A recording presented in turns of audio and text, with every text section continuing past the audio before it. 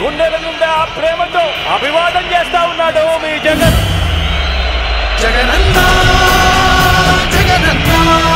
మొత్తం ప్రజలందరూ కూడా చొక్కా మడతేసి బాబుకున్న కుర్చీలను కూడా మడిచి చీపుళ్లతో ఊడ్చి వారి పార్టీని శాసనసభలో 102 నుంచి 23కు తగ్గించారు కదా అని అడుగుతా ఉన్నాను.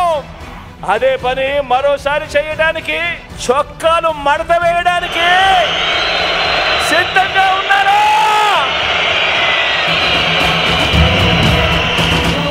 ఫ్యాన్ ఎప్పుడు ఇంట్లోనే ఉండాలి, సైకిల్ ఎప్పుడు బయటే ఉండాలి, తాగేసిన టీ గ్లాసు